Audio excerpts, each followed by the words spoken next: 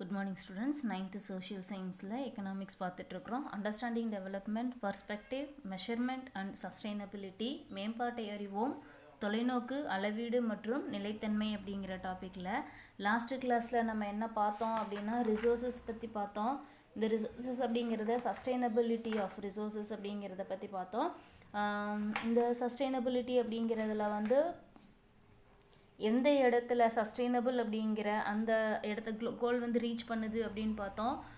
Society, economic and environment, இந்த மூணும் எங்கே ஒரு பர்டிகுலர் பிளேஸில் வந்துட்டு லொக்கேட் ஆகுதோ அந்த இடத்துல தான் வந்து சஸ்டைனபிலிட்டி ஆஃப் டெவலப்மெண்ட் அப்படிங்கிறத ரீச் பண்ண முடியும் அப்படின்னு சொல்லியிருந்தாங்க. அடுத்து ரிசோர்ஸஸ் அப்படினுடைய டைப்ஸ் பார்த்தோம். டைப்ஸுங்கிறது வந்து டூ டைப்ஸில் ஒன்று ரெனியூவபிள் அண்ட் நான் ரெனியூவபிள். ரெனியூவபிள் அப்படிங்கிறது வந்து ரீப்ளெனிஷபிள், சீக்கிரமாக வந்துட்டு அது ரினியூவ் ஆகக்கூடியது, ரொம்ப ஷார்ட் டைமில் வந்துட்டு அது ரினியூவ் ஆகக்கூடியது. சோலார் எனர்ஜி, விண்ட் எனர்ஜி எல்லாம் எக்ஸாம்பிள்னு பார்த்தோம். நான் ரெனியூவபிள் அப்படிங்கும் பொழுது நான் ரெனியூவபிள் வந்துட்டு நான் ரீப்ளெனிஷபிள், அது திரும்ப உருவாக்க முடியாத வளம் அப்படிங்கிறதையும் பார்த்தோம். இது வந்து ஃபார்மேஷன் அப்படின்னு பார்த்ததுன்னா மில்லியன்ஸ் ஆஃப் இயர் வந்துட்டு தேவைப்படுது, மில்லியன் ஆஃப் இயர்ஸ் வந்துட்டு இதுக்கு தேவைப்படுதுங்கிறத பார்த்தோம். மெட்டல்ஸு, கிளாஸு, ஃபாசில் ஃபியூல்ஸ் எல்லாமே இதனுடைய எக்ஸாம்பிளாக இருந்துச்சு. அடுத்து லிட்ரஸி ரேட் பற்றி பார்த்தோம். இந்த லிட்ரஸி ரேட்டில் வந்துட்டு தமிழ்நாடு தான் வந்து சதர்ன் ஸ்டேட்ஸில் செகண்ட் பிளேஸ் ரீச் பண்ணியிருக்கு. தமிழ்நாட்டுடைய எஜுகேஷன் அப்படின்னு பார்க்கும்பொழுது லிட்ரஸி ரேட் அப்படிங்கிறது நேஷ்னல் லெவலை விட அதிகமாக தான் இருக்குதுங்கிறத பார்த்தோம். அதே போல் ஹையர் எஜுகேஷன் அப்படின்னு வரும் பொழுது தமிழ்நாடு தான் வந்து இம்பார்ட்டன்ஸ் கொடுத்துருக்குறாங்க அப்படிங்கிறதையும் பார்த்தோம். ஸோ அடுத்து நம்ம பார்க்கக்கூடியது என்ன அப்படின்னா அடுத்தது சஸ்டைனபிலிட்டியை வந்து இம்ப்ரூவ் பண்ணுறதுக்கான பாலிசிஸை வந்து ஃபாலோ பண்ணுறாங்கன்னு பார்த்தோம். அதில் நான் கன்வென்ஷனல் சோர்ஸும் சோலார் பவர் இன் இந்தியா அப்படிங்கிற டாப்பிக்கை பற்றி பார்த்துருக்குறோம். அடுத்து இப்போ நம்ம பார்க்கக்கூடியது என்ன அப்படின்னா இந்தியாவில் சுற்றுச்சூழல் கொள்கைகள், என்விரான்மெண்டல் பாலிசிஸ் இன் இந்தியா, இதை பற்றி தான் பார்க்க போகிறோம். என்விரான்மெண்டல் பாலிசிஸ் இன் இந்தியா, இந்தியாவில் சுற்றுச்சூழல் கொள்கைகள், இதுக்காக சட்டங்களை உருவாக்கி இருக்கிறாங்க. சுற்றுச்சூழல் என்விரான்மெண்ட்டை ப்ரொடெக்ட் பண்ணணும் அப்படிங்கிறதுக்காக பல சட்டங்களை வந்து உருவாக்கி இருக்கிறாங்க. ஸோ இந்த சட்டங்கள் அப்படிங்கிறத உருவாக்கி அதை நம்ம ஃபாலோ பண்ணணும் அப்படிங்கிறது ஆஸ் அ சிட்டிசனாக வந்துட்டு நம்மளுடைய டியூட்டியாக இருக்குது அப்படிங்கிறதையும் மென்ஷன் பண்ணியிருக்கிறாங்க. ஆர்டிக்கல் 51A(G), ஆர்டிக்கல் 51A அதில் ஜிங்கிற இந்த பார்ட்டில் வந்து என்விரான்மெண்ட் அப்படிங்கிறது வந்துட்டு எந்த அளவுக்கு நமக்கு முக்கியம் அப்படிங்கிறத வந்து ஒரு சட்டமாக கொண்டுட்டு வந்திருக்கிறாங்க. இந்தியன் கான்ஸ்டியூஷனல் ஆக்ட் வந்துட்டு இதுக்கு ஹெல்ப் பண்ணியிருக்கு. ஸோ இந்தியன் கான்ஸ்டியூஷனல் ஆக்டில் 51A(G) இதில் வந்துட்டு forest, lake, rivers and wildlife, இது எல்லாமே வந்துட்டு இங்கே இதை இம்ப்ரூவ் பண்ணுறதுக்காகவும் அதை ப்ரொடெக்ட் பண்ணுறதுக்காகவுமே வந்துட்டு இந்த கான்ஸ்டியூஷனல் ஆக்டை வந்துட்டு க்ரியேட் பண்ணியிருக்கிறாங்க. இதை ஃபாலோ பண்ணுறது யார் அப்படின்னு பார்த்ததுன்னா சிட்டிசன்ஸு, குடிமகன்கள்னு சொல்லக்கூடிய ஒவ்வொருத்தருக்குமே வந்துட்டு இந்தியாவில் இருக்கக்கூடிய இயற்கை வளங்களான காடுகள், ஏரிகள், ஆறுகள், காட்டில் இருக்கக்கூடிய உயிரினங்கள், இது எல்லாத்தையுமே வந்துட்டு ப்ரொடெக்ட் பண்ணணும் அப்படிங்கிறது நம்மளுடைய டியூட்டி அப்படிங்கிறது தான் வந்து இதில் மென்ஷன் பண்ணியிருக்கிறாங்க. ரைட், அடுத்து பார்த்தோம்னா இங்கே என்விரான்மெண்டல் பாலிசி அப்படிங்கிறத எப்போ இருந்து ஃபாலோ பண்ணிட்டு இருக்கிறாங்க அப்படின்னா பாஸ்ட் 3 decades, கடந்த 30 வருஷங்களாக வந்துட்டு இந்த என்விரான்மெண்டல் பாலிசி அப்படிங்கிறத ஃபாலோ பண்ணிட்டு இருக்கிறாங்க. இந்த என்விரான்மெண்டல் பாலிசி அப்படிங்கிறதுல எதுக்கு இம்பார்ட்டன்ஸ் கொடுத்துருக்குறாங்க அப்படின்னு பார்த்துச்சுன்னா air, water pollution, waste management and biodiversity conservation. Air, water pollution, waste management and biodiversity conservation. காற்று, நீர் மாசுபாடு, கழிவு மேலாண்மை, வேஸ்ட் மேனேஜ்மெண்ட்டுங்கிறது கழிவு மேலாண்மை, பல்லுயிர் பாதுகாப்பு, பயோடைவர்சிட்டிங்கிறது பல்லுயிர் பாதுகாப்பு, இந்த மாதிரியான ப்ராப்ளம்ஸை வந்து சால்வ் பண்ணுறதுக்காகவும் அதை பாதுகாக்கிறதுக்காகவுமே உருவாக்கப்பட்டது தான் இந்த என்விரான்மெண்டல் பாலிசிஸ். அடுத்து இந்தியாவில் ரிசோர்ஸஸ் அப்படிங்கிறது வந்துட்டு ரொம்பவே குறைஞ்ச அளவில் தான் இருக்குது. இருக்கக்கூடிய லோ ரிசோர்ஸஸ் அப்படிங்கிறத வச்சு எக்கனாமிக் டெவலப்மெண்ட்டை ரீச் பண்ணணும் அப்படிங்கிறதுக்காக இந்தியா நிறைய சேலஞ்சஸை வந்து ஃபேஸ் பண்ண வேண்டியதாக இருக்குது. ஸோ என்ன மாதிரியான சேலஞ்சஸ் அப்படின்னு பார்த்தோம்னா, இங்கே அன்சர்டைன் கிளைமேட் அப்படிங்கிறது ரொம்பவே பிரச்சனையான ஒரு விஷயமா இருக்குது. நிலையற்ற காலநிலை, அதே மாதிரி ரிசோர்ஸஸ் அப்படிங்கிறது ரொம்ப குறைஞ்ச அளவில் தான் இருக்குது. Limited resources, minimum externalities and in presence of an uncertain climate. So இதுதான் வந்துட்டு நம்ம இந்தியாவில் எதிர்கொள்ள வேண்டிய மிகப்பெரிய பிரச்சனைகள், சவால்களாக இருக்குது, சேலஞ்சஸாக இருக்குது. இந்த சேலஞ்சஸை ஃபேஸ் பண்ணி தான் வந்துட்டு இந்தியா இன்றைக்கும் வந்துட்டு டெவலப்மெண்ட் அப்படிங்கிற அந்த ஸ்டேஜை வந்து ரீச் பண்ணிகிட்ருக்கு. ஸோ இது மூலமாக தான் இங்கே சஸ்டைனபிள் டெவலப்மெண்ட் அப்படிங்கிறதையும் கொடுத்துட்ருக்குறாங்க. அடுத்து, the Supreme Court of India has interpreted and introduced new changes in environmental protection through a series of directions and judgments. இந்தியாவில் இருக்கக்கூடிய உச்சநீதிமன்றங்கள், இந்த உச்சநீதிமன்றம் தன்னுடைய தீர்ப்பின் மூலமாக, நீதிமன்ற வழிகாட்டுதல் மூலமாகவும், கூடுதல் அதிகாரங்கள் மூலமாகவும் என்விரான்மெண்டல் ப்ரொடெக்ஷன், சுற்றுச்சூழல் பாதுகாப்புக்கு நிறைய சேஞ்சஸ், மாற்றங்களை வந்து அறிமுகப்படுத்தி அதை நடைமுறைப்படுத்தவும் உத்தரவிட்டிருக்காங்க. அதுதான் நம்ம ஃபஸ்ட்டு சொன்ன 51A, ஆர்டிக்கல் 51AG. ஃபாரஸ்ட்டு, லேக்கு, ரிவர்ஸு, வைல்ட் அனிமல்ஸ் இதை வந்துட்டு ப்ரொடெக்ட் பண்ணுறது, பயோடைவர்சிட்டி இது எல்லாத்தையுமே வந்துட்டு ப்ரொடெக்ட் பண்ணுறது.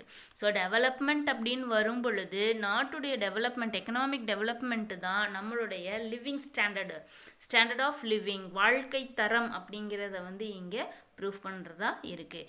இப்போது ஒருத்தருடைய வாழ்க்கை தரம் உயருது அப்படின்னா நம்ம ஃபஸ்ட்டு கிளாஸில் சொன்ன மாதிரி நம்மளை சார்ந்த பல விஷயங்கள் வந்துட்டு டெவலப் ஆகிட்டு இருக்கு அப்படிங்கிறது தான் அர்த்தம். ஸோ இதனுடைய மீனிங் என்ன அப்படின்னு பார்த்ததுன்னா, நமக்கு இன்கம் அதிகமாக கிடைக்கிது, எஜுகேஷன் அதிகமாக கிடைக்கிது, பெட்டர் எஜுகேஷன் கிடைக்கிது, பெட்டர் ஹெல்த் கண்டிஷன் கிடைக்கிது, நியூட்ரிஷியன், லெஸ் பாவர்ட்டி, வறுமை குறைஞ்சிருக்கு, மோர் ஈக்குவாலிட்டி ஆஃப் ஆப்பர்ச்சுனிட்டி, வாய்ப்புகள் அப்படிங்கிறது சம அளவில் கிடைச்சிட்ருக்கு. ஸோ இது எல்லாத்துக்குமே பேஸ் என்ன அப்படின்னு பார்த்ததுன்னா என்விரான்மெண்ட், அடிப்படை அப்படின்னு பார்த்ததுன்னா சுற்றுச்சூழல்.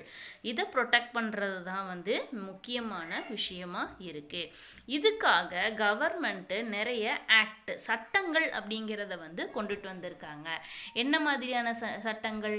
Environmental acts in India, environmental acts in India அப்படிங்கிற சட்டங்களை வந்து கொண்டுட்டு வந்திருக்காங்க. எது முதல்ல 2010 வந்துட்டு தேசிய பசுமை தீர்ப்பாய சட்டம், தேசிய பசுமை தீர்ப்பாய சட்டம், national green tribunal act, national green tribunal act 2010 வந்து இதை கொண்டுட்டு வந்திருக்காங்க. இந்த ஆக்ட் மூலமாக எதுக்கு இம்பார்ட்டன்ஸ் கொடுத்துருக்காங்க அப்படின்னு பார்த்ததுன்னா, environmental protection and conservation of forest and other natural resources, சுற்றுச்சூழல் பாதுகாப்பு, காடுகள், இயற்கை வளங்களை பாதுகாக்கிறது அப்படிங்கிறது தான் இந்த நேஷனல் கிரீன் ட்ரிபியூனல் ஆக்டினுடைய ஸ்பெஷாலிட்டியாக இருக்குது. அடுத்து பயாலஜிக்கல் டைவர்சிட்டி ஆக்ட், பல்லுயிர்மை சட்டம், பயாலஜிக்கல் டைவர்சிட்டி, பயோடைவர்சிட்டி அப்படின்னு சொல்லுவோம். To provide for conservation of biological diversity, to provide for conservation of biological diversity, பல்லுயிர்மைகளை பாதுகாத்தல் அப்படின்னு சொல்கிறது. எது? காடுகள் தான், காட்டில் இருக்கக்கூடிய மரங்கள், அது மூலமாக கிடைக்கக்கூடிய மழை வளம், அடுத்து அங்கே இருக்கக்கூடிய உயிரினங்கள், இந்த மாதிரி பல விஷயங்கள் வந்து ஒரே இடத்துல கிடைக்குது இல்லையா? ஸோ இதுதான் அது. அடுத்து தேர்ட் ஒன், சுற்றுச்சூழல் சட்டம், environmental act. The environment act 1986 வந்து இதை கொண்டு வந்திருக்கிறாங்க. என்விரான்மெண்ட் ஆக்டுங்கிறது 1986 கொண்டு வந்திருக்கிறாங்க. இதனுடைய ஆக்ஷன் என்ன அப்படின்னு பார்த்ததுன்னா, சுற்றுச்சூழலை பாதுகாக்கணும், ப்ரொடெக்ஷன், அதுக்கு providing for the protection and improvement of environment, அதை இன்னும் மேம்படுத்தணும் அப்படிங்கிறதுக்காக கொண்டுட்டு வந்தது. அடுத்து ஃபோர்த் ஒன், ஃபாரஸ்ட் ஆக்ட் வன சட்டம், கன்சர்வேஷன், ஃபாரஸ்ட் கன்சர்வேஷன் ஆக்ட், வன பாதுகாப்பு சட்டம் 1980 வந்து இதை பாஸ் பண்ணியிருக்காங்க. எதுக்காக அப்படின்னு பார்த்ததுன்னா செக் டீஃபாரஸ்டேஷன். டீஃபாரஸ்டேஷன் அப்படிங்கிறது காடுகளை அழித்தல், காடுகளை அழித்தல். ஸோ காடுகளை அழித்தலை வந்துட்டு தடை செய்யறதுக்காகவும் என்கரேஜ் அஃபாரஸ்டேஷன் ஆஃப் நான் ஃபாரஸ்ட் ஏரியாஸ், காடுகள் இல்லாத பகுதிகளில் மரங்களை வளர்க்கிறத வந்து என்கரேஜ் பண்ணுறதுக்காகவும் உருவாக்கப்பட்டது தான் இந்த ஃபாரஸ்ட் கன்சர்வேஷன் ஆக்ட் 1980 பாஸ் பண்ணியிருக்காங்க.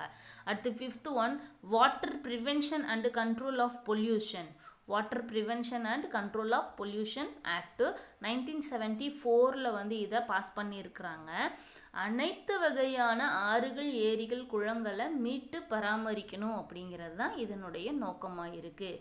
Provides, maintains and restoration and quality of all types of surface and underground water. Ground water நிலத்தடி நீரையும் நிலப்பரப்புக்கு மேலே இருக்கக்கூடிய ஆறு, குளம், ஏரி இது மாதிரியான நீர்நிலைகளையும் வந்து பாதுகாக்கிறது அப்படிங்கிறது தான் இந்த water prevention and control of pollution act அப்படிங்கிறது.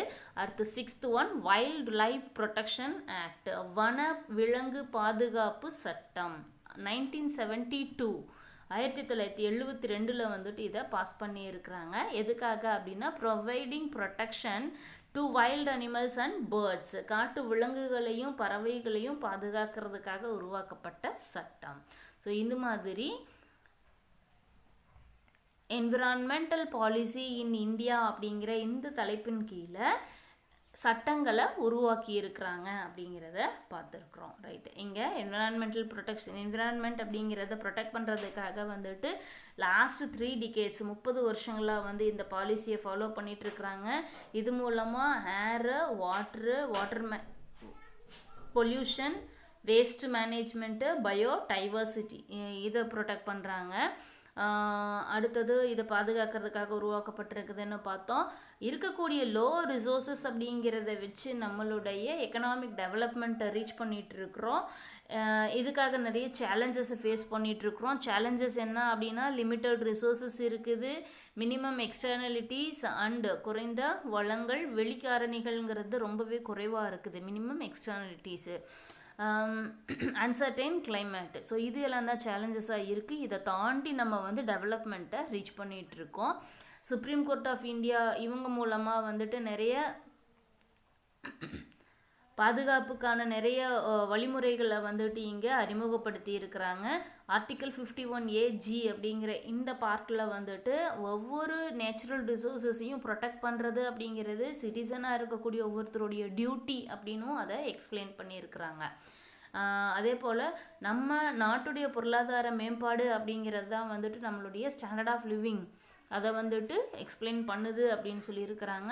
ஸோ இந்த இடத்துல அதுக்கான அர்த்தம் என்ன அப்படின்னு பார்த்தோம்னா, நாட்டுடைய பொருளாதார முன்னேற்றம் அடைஞ்சிருக்குது அப்படின்னா நம்மளுடைய வாழ்க்கை தரமும் முன்னேறி இருக்குதுன்னு அர்த்தம். இதனுடைய அர்த்தம் பார்த்தோம்னா இங்கே வந்துட்டு பெட்டர் இன்கம் கிடச்சிருக்கு, ஹையர் இன்கம் கிடச்சிருக்கு, பெட்டர் எஜுகேஷன் கிடச்சிருக்கு, பெட்டர் ஹெல்த் கிடச்சிருக்கு, நியூட்ரிஷியன், லெஸ் பாவர்ட்டி வறுமை வந்துட்டு குறைஞ்சிருக்கு, மோர் ஈக்குவாலிட்டி ஆஃப் ஆப்பர்ச்சுனிட்டி சம வாய்ப்புகள் கிடைச்சிருக்குது.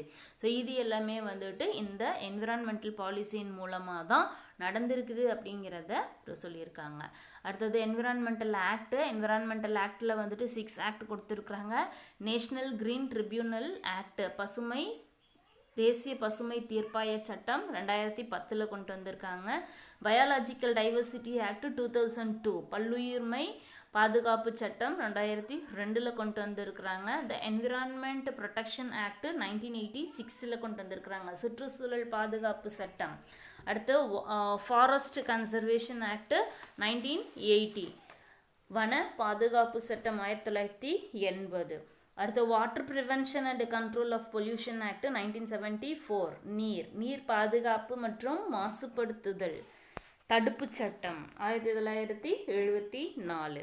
கடைசியாக வைல்டு லைஃப் ப்ரொடெக்ஷன் ஆக்ட் 1972, வனவிலங்குகள் பாதுகாப்பு சட்டம்.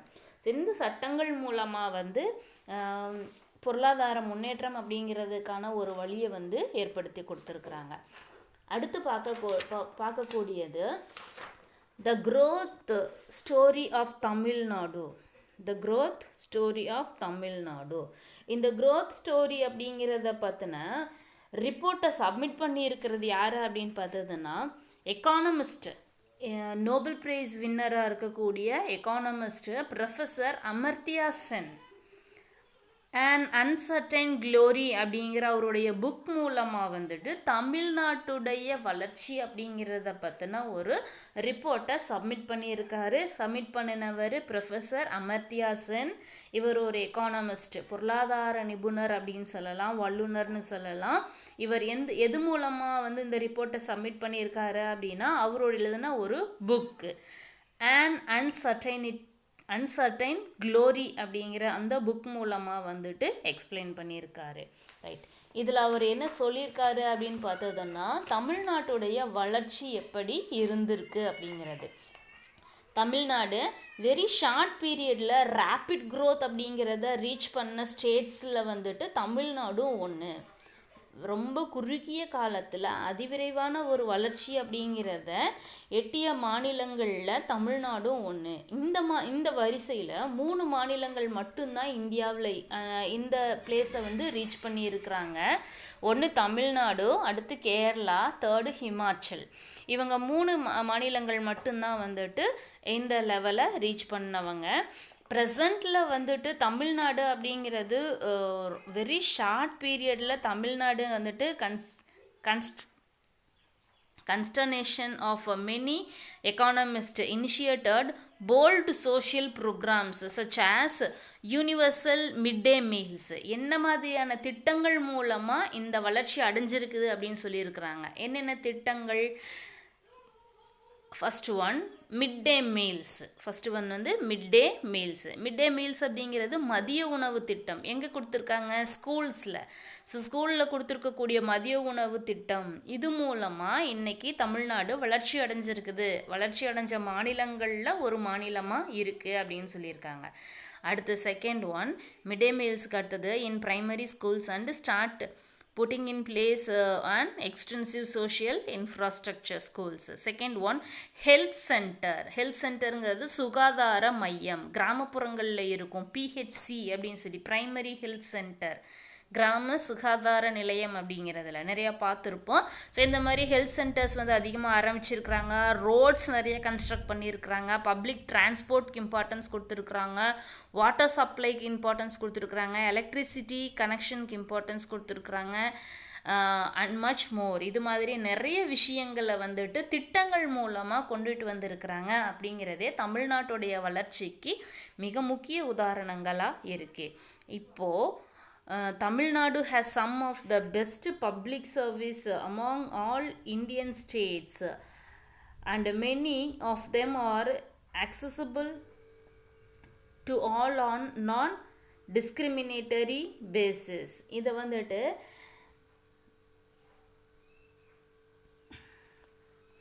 பொது சேவைகள் அப்படிங்கிற சிறப்பான பொது சேவைகள் அப்படிங்கிறத கொடுத்துட்ருக்கக்கூடியது அப்படிங்கிற வரிசையில் தமிழ்நாடு வந்துட்டு ஒரு மாநிலமாக இருக்குது. இந்த சேவைகளில் எந்த ஒரு டிஸ்கிரிமினேஷன் பாகுபாடுமே இல்லாமல் வந்துட்டு எந்த ஒரு டிஃப்ரென்ஷியேஷன் வேறுபாடுமே இல்லாமல் வந்து இந்த திட்டங்கள் மூலமாக வந்து எல்லா மக்களையும் ரீச் பண்ணக்கூடிய வகையில் வந்து இந்த திட்டங்களை இம்ப்ளிமெண்ட் பண்ணியிருக்கிறாங்கன்னு சொல்லியிருக்கிறாங்க. நம்ம முன்னாடியே சொன்னது தான், க்ரோத் லெவலில் இருக்கக்கூடிய ஸ்டேட்ஸ் அப்படின்னா 3. ஒன்று தமிழ்நாடு, கேரளா செகண்டு, தேர்ட் வந்துட்டு ஹிமாச்சல். ஸோ இதுதான் வந்துட்டு இதனுடைய ஹிஸ்ட்ரி. கடைசியாக ஒன்று பார்க்கோம் அப்படின்னா இந்தியாவில் வந்துட்டு ஹியூமன் ரிசோர்ஸஸை இன்புட்டாக கொடுக்காம க்ரோத் கண்டிஷனை ரீச் பண்ணணும் அப்படின்னு நினைக்கக்கூடிய மாநிலங்களை காட்டிலும் மனித வளத்தை அதிகமாக பயன்படுத்தி முன்னேறின மாநிலம் அப்படிங்கிற வரிசையில் தமிழ்நாடு வந்துட்டு அதிக மனித வளத்தை பயன்படுத்தி இருக்கிறாங்க.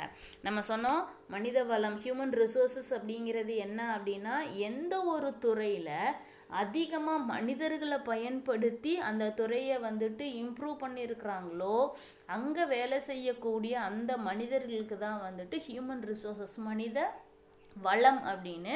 ஸோ அந்த வரிசையில் தமிழ்நாட்டில் நிறைய துறைகளில் வந்துட்டு இந்த ஹியூமன் ரிசோர்ஸஸ் அப்படிங்கிறத தான் வந்து இன்புட்டாக கொடுத்துருக்குறாங்க. ஸோ இது மூலமாக நம்மளுடைய இன்கம் அதிகப்படுத்தி இருக்கிறாங்க, பாவர்ட்டியை வந்து ஒழிச்சிருக்கிறாங்க. ஸோ இந்த விஷயங்களை செஞ்ச வரிசையில் இன்னைக்கு தமிழ்நாடு வந்து வளர்ச்சி அடைஞ்ச மாநிலங்களில் மனித வளம் அப்படிங்கிறத பயன்படுத்தி முன்னேறிய மாநிலமாக நம்ம தமிழ்நாடு அப்படிங்கிறது இருக்குது. கம்பேர் பண்ணும் பொழுது அதர் ஸ்டேட்டை காட்டிலும் ஹியூமன் ரிசோர்ஸஸை அதிகமாக இன்புட் பண்ணி இருக்கக்கூடிய லிமிட்டட் ரிசோர்ஸஸை வச்சு இம்ப்ரூவ் ஆன ஒரு மாநிலம் அப்படின்னா, க்ரோத் லெவலை ரீச் பண்ண மாநிலம் அப்படின்னா அது நம்ம தமிழ்நாடு. ஸோ இதுதான் வந்துட்டு இந்த க்ரோத் ஸ்டோரி ஆஃப் தமிழ்நாடு அப்படிங்கிறது. இதை எக்ஸ்பிளைன் பண்ணியிருக்கிறவர் யார் அப்படின்னா அமர்த்தியா சென். அவருடைய புக்கான அன்சர்டைன் க்ளோரி அப்படிங்கிற இந்த புக் மூலமாக வந்து இதை எக்ஸ்பிளைன் பண்ணியிருக்காரு. ஸோ இதோட இந்த லெசன் ஓவர். இதுக்கு அடுத்து நம்ம பார்க்கக்கூடிய அடுத்த லெசன் என்ன அப்படின்னு பார்த்தீங்கன்னா, சேம் எக்கனாமிக்ஸில் employment in India and Tamil Nadu அப்படிங்கிற லெசனை தான் பார்க்க போகிறோம். அதுக்கு முன்னாடி நம்ம இப்போ பார்த்துட்டு இருக்கக்கூடிய இந்த lesson understanding development, perspective management, measurement and சஸ்டைனபிலிட்டிங்கிறதுல நம்ம இதுவரையிலும் என்னென்ன பார்த்துருக்குறோம் அப்படிங்கிறத ஒரு சின்ன ரீகேப்பு. இங்கே டெவலப்மெண்ட் அப்படிங்கிறத ஒரு சார்ட் மூலமாக எக்ஸ்பிளைன் பண்ணாங்க. டெவலப்மெண்ட்டுக்கு மீனிங் கொடுத்தாங்க. இந்த டெவலப்மெண்ட்டை வந்துட்டு எக்கனாமிக் டெவலப்மெண்ட் அப்படிங்கிற ஒரு பேராகவும் சொல்லியிருந்தாங்க. இண்டிகேட்டர்ஸ் அப்படின்னு பார்க்கும் பொழுது 4 இண்டிகேட்டர்ஸ் இருந்துச்சு. NNP, PCI, PPP, HDI அப்படிங்கிறது. அடுத்தது GDP அப்படின்னா என்னன்னு பார்த்தோம். சஸ்டைனபிலிட்டி ஆஃப் டெவலப்மெண்ட் அப்படிங்கிறது என்னன்னு பார்த்தோம். லிட்ரஸி ரேட்டில் தமிழ்நாடு எந்த பிளேஸில் இருக்குது அப்படிங்கிறத பார்த்துருக்குறோம். ரெனியூவபிள் ரிசோர்ஸஸ்னால் என்ன, நான் ரெனியூவபிள் ரிசோர்ஸஸ்னால் என்ன அப்படின்னு பார்த்தோம். அடுத்து பாலிசிஸ் ஃபார் சஸ்டைனபிள் டெவலப்மெண்ட்டில் நான் கன்வென்ஷனல் சோர்ஸ் ஆஃப் எனர்ஜி அப்படிங்கிற ஒரு டாபிக் பார்த்தோம். அதில் சோலார் பவர் இன் இந்தியா அப்படிங்கிறதையும் பார்த்தோம். கடைசியாக என்விரான்மெண்டல் பாலிசி மூலமாக வந்துட்டு என்ன மாதிரியான ஆக்டுகளை வந்துட்டு சட்டங்களை கொண்டுட்டு வந்திருக்கிறாங்கங்கிற வரையிலும் பார்த்துருக்குறோம். இது மூலமாக தமிழ்நாட்டுடைய வளர்ச்சி என்ன அப்படிங்கிறத பற்றியும் பார்த்துருக்குறோம். ரைட், இதுக்கு மேலே இருக்கிறத அடுத்து செகண்ட் லெசனில் நம்ம மீட் பண்ணுவோம். தேங்க்யூ.